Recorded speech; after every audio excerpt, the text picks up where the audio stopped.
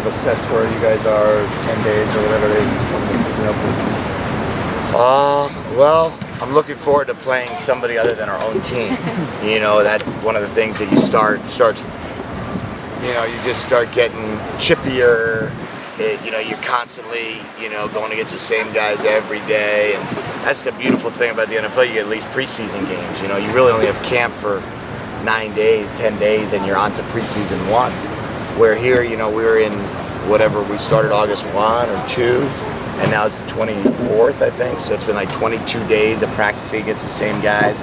They know our plays, we know their defense, and you gotta get away from, that whole game planning thing and trying to figure out and you want to really focus on game planning for Texas A&M moving forward. So I'm excited. I think our guys are in a good spot. They know what we're going to try to get accomplished, and now it's our job to go out and get it accomplished and execute it. How much game planning are you doing right now? Yeah, we're in it. We're in it now at this point in time. Not maybe necessarily throughout all of practice, but when we're upstairs, the meetings and the staff meetings, we're spending our focus now at this point, moving forward to A&M, and to see, because really, I think I don't know what day is it. They say Thursday or Wednesday? Thursday. So it's Thursday. Next thing you know, we have the game Sunday in the Rose Bowl, and we're playing in a week. So we're right now focused on that. Are you pretty confident your players get your playbook? You think they know it pretty well at this point? I think so. They seem to indicate that. They're playing at a high level at practice. They're playing fast.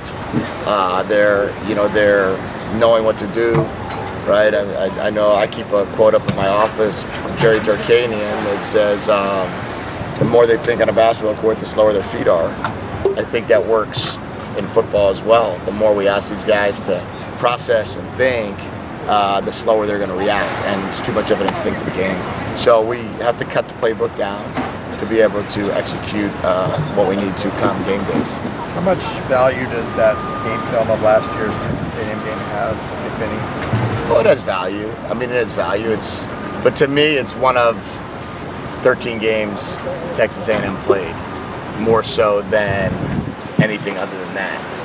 That I look at it as, okay, how'd they line up to UCLA? How'd they line up to Alabama? How'd they line up to Ole Miss? How'd they line up to whomever, right? That we're looking at, that we deem necessary to look at, and then kind of go from there and let them, use that tape for that reason. But they're going through a lot of changes on defense, I guess, right? Because they got a whole new system. So does that negate it a little bit? Yeah, we'll have the same coordinator. Okay. So they're going through some new stuff.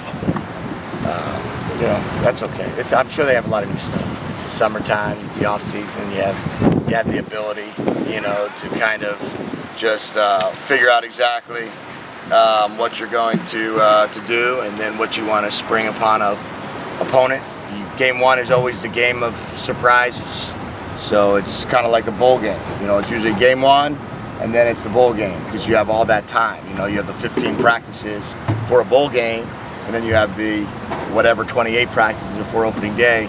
Those are the two usually that come out with the most, the different things, the biggest changes. When you only have 4 days or 5 days or 6 days between to prepare, you can't do everything.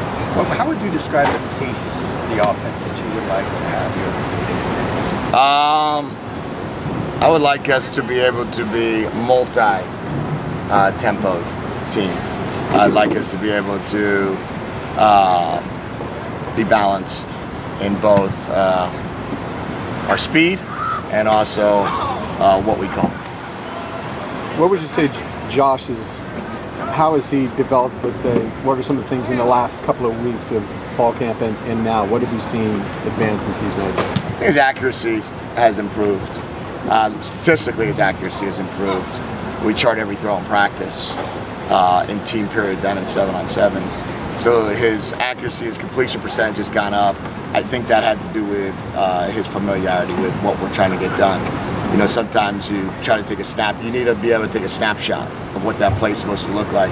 If you're still trying to think about the play, then maybe you're a little late. And if you're a little late, maybe the ball's behind a guy, you know, low, or some of the things that you would be able to avoid if you own it, which is now where I think he's at. Has anything surprised you about him? Has anything stood out specifically? You mentioned his accuracy as anything. You know, football intelligence is, in a good way, surprised me that what he can manage and what he can handle, and what you ask of him, he can certainly do.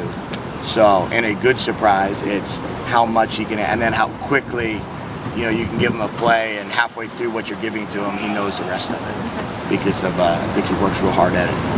Okay, thanks, guys.